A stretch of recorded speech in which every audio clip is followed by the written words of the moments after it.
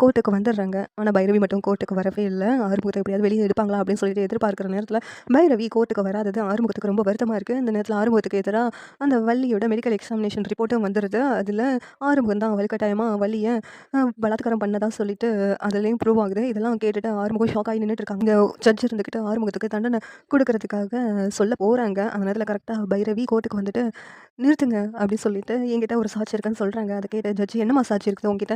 எதுவா இருந்தாலும் இங்க வந்து சொல்லுங்க" அப்படின்ட்டு சொல்றாங்க. உடனே பைரவி வந்துட்டு, ஆறுமுகம் இந்த தப்ப பண்ணவே இல்ல. அதுக்கான ஆதாரம் என்கிட்ட இருக்கு" அப்படின்னு சொல்லிட்டு வீடியோவ ஃபோன்ல இருந்து அந்த ஜட்ஜ் கிட்ட காமிக்கிறாங்க. அத பார்த்துட்டு ஜட்ஜு ஷாக் ஆகுறாங்க. "மிஸ்டர் சஞ்சய் இங்க வாங்க. இந்த இத முதல்ல பாருங்க. என்ன நினைச்சிட்டு இருக்கீங்க? உங்களோட பெர்சனல் விஷயத்த நீங்க பழி தீர்க்கிறதுக்காக இப்படியெல்லாம் வந்து ஒருத்தர் மேல பழி போடுறது எந்த விதத்தில நியாயம்? இங்க பாருங்க. இப்படியெல்லாம் இனிமேல் பண்ணாதீங்க" அப்படின்னு சொல்லிட்டு ரொம்ப கண்டிச்சு பேசுறாங்க. இந்த மாதிரி பண்ணாதான் உங்கள சஸ்பெண்ட் பண்றோம்னு சொல்லிட்டு ஜட்ஜ் சொல்றாங்க. அப்படி என்னதான் அந்த வீடியோல இருக்குன்னு பார்த்தா, கடைசியில அந்த சஞ்சயும், வள்ளியும் வந்து பேசினத வீடியோ பைரவி எடுத்திருக்காங்க. சஞ்சய் தான் வள்ளிய மிரட்டி, இப்படி ஒரு காரியம் பண்ண சொல்லியிருக்காங்க. ஆறுமுகத்து மேல பழி போட சொல்லியிருக்காங்கன்னு சொல்லிட்டு அதில ப்ரூவ் ஆகுது. உடனேவும் பைரவி அப்படியும் கோவமா சஞ்சய் பார்த்துட்டு இருக்காங்க. இந்த நேரத்தில ஆறுமுகம் சந்தோஷப்படுறாங்க. வள்ளி பொய்யா ஒருத்தர் மேல பழி சுமத்துறது மிகப்பெரிய தப்பு. அதனால அவங்களும் அபராதமா பணத்த செலுத்த வேண்டியது இருக்கு அப்படின்னு ஜட்ஜ் சொல்றாங்க.